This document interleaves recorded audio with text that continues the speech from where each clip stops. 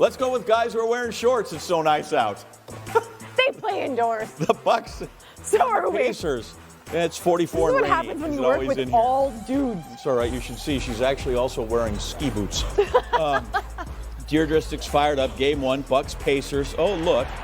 There's Damian Lillard. So without Giannis Antetokounmpo, who we saw on the bench, still nursing a leg injury, Lillard drives it. He's got actually like a calf injury. If it was in the NHL, of course, he'd have an upper body. Lower body, No, upper they'd say body. it's his shoulder.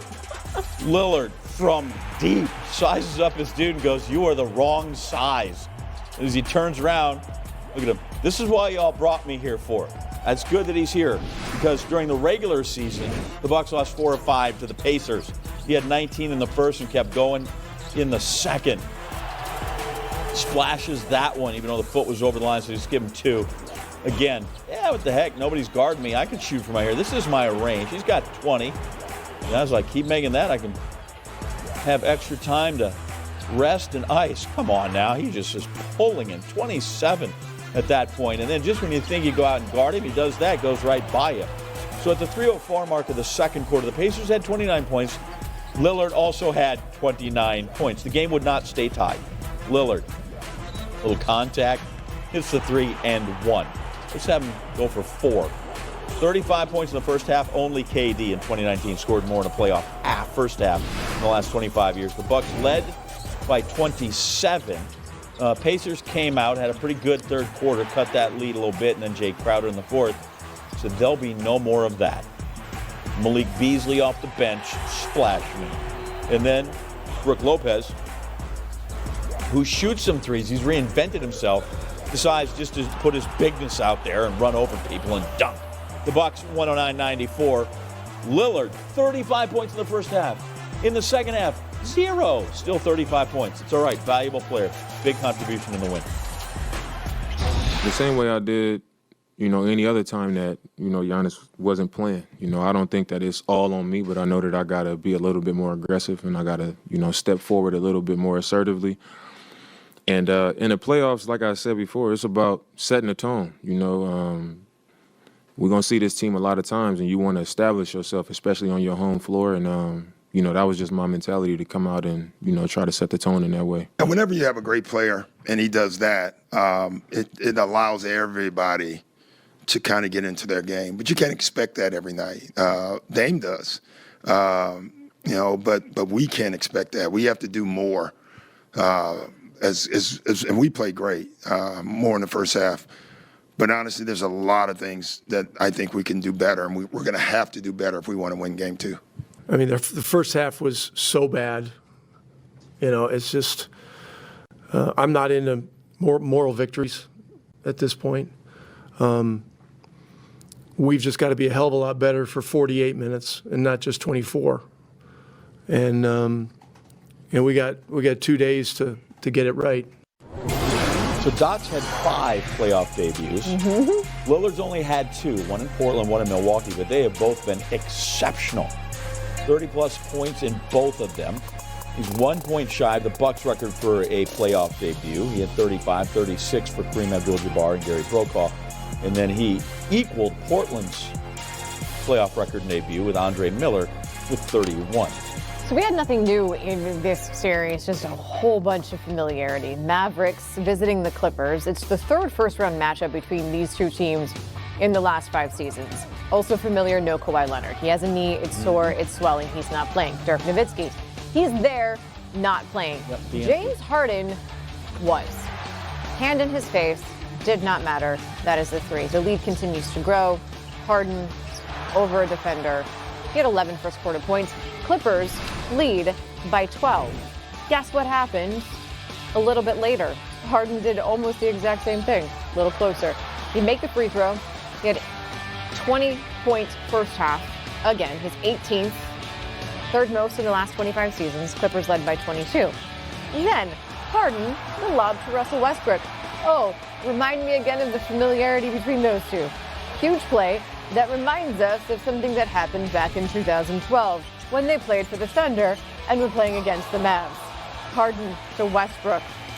It was big then. It is big now. They just might be a little older now. 12 years apart. they're not made of rubber anymore.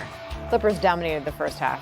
Mark Cuban and Steve Ballmer on two separate ends of the universe. Kyrie Irving and Luka Doncic did everything they could in the second half to get the Mavs back in it. I mean, Kyrie went 8 for 8 in the third, time for the most makes without a miss during a playoff quarter in the last 25 years. And Luka, 33 points, fourth most 30-point games through a player's first 30 playoff games, joining 3 Hall of Famers. NBD, except for it really did nothing. Nothing. Because it was still 87-64 going into the fourth. Paul George, 28 points, 8 assists for Harden. George had 22 points. Clippers take game 1, 109-97. It's not like we felt we weren't going to win because we don't have Kawhi. We still feel confident. We know how good we can be. You know, we're greatly coached. We got a great locker room. We got more than enough. We're going to hold it down for him until he's ready to return. And we feel comfortable with where we're at. First playoff game for this group. Could be nerves. But give the Clippers credit. They were the better team this afternoon. Foul trouble, missed shots. It's part of the game, and that's what happened to us. I think this was a great first test for us, and we obviously failed, and we came out with a loss. But I think there are some things we can take into game 2 as strengths that we can continue to push forward and utilize, and just not overthink it. I don't know. Maybe we're overthinking this, but the final score is probably not indicative of how dominant the Clippers actually were in the first half of this game. They led by 26. That is their largest halftime lead in franchise playoff history. The Mavericks nearly doubled them up the Clippers were nearly doubling up the Mavericks on the scoreboard. And the Mavericks could not make a 3, not even an open one. They were 0 for 8, and they did this all without Kawhi Leonard to extend the heat because they're at it again. A lot of recent history, 3 playoff series in the last handful of years, all in the East Finals. The Heat won 2 of those 3, including a 7-game series last year. The difference here, not the finals. Also no Jimmy Butler. He's out for several weeks with that MCL sprain. Jaylen Brown, very much focused on today's game, but Game 7's heartbreak from a year ago, not far from his mind. We fell. I fell. Oh man, we let the whole city down. There would be exactly none of that in this game. Boston was on fire early and often in transition. They were aggressive. They used their size to create mismatches. They began this game on a 14-0 run, which is the longest unanswered run to begin a playoff game since 2020. Nothing happened in that year. Don't worry about it. Sam Hauser on a mission. Celtics found him, and he just threw up threes. The lead is 6. Now Jason Tatum to Peyton Pritchard. Pritchard to Hauser. That is another 3. Hauser had 12. He was perfect from 3 in the second quarter. And that is the story, what Boston did from 3. Boston led by 15 at the break, by the way. Derek White to Brown. That is the 3. Brown had 17 points, 3 of 5 from 3. Tatum to White, 4 of 3. 20 points, 4 of 8. Celtics by 17. Kristaps Porzingis, why not? He had 18, 4 of 8 from 3. The Celtics actually scored 21 of their 31 third quarter points from 3. Tatum to White. Tatum had 23 points. That was an assist. He had 10 of those and 10 rebounds for his first career playoff triple-double.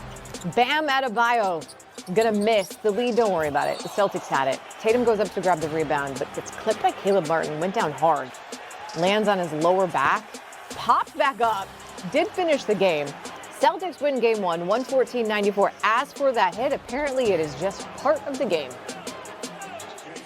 Just understand it's playoff basketball, right?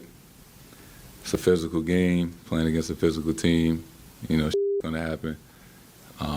It's not the last time I'm probably going to get hit like that or fouled in this series. So, you know, I wasn't hurt. You get hit like that, you know, just get up. I was just thinking, I was waiting to see what he was going to do. I was kind of excited about the whole situation. So I enjoyed watching it. Boston controlled this game from the tip. The very first possession, offensive rebound 3. And from there, they controlled it. You have to give them credit. They won the big muscle areas. Definitely won the three-point line.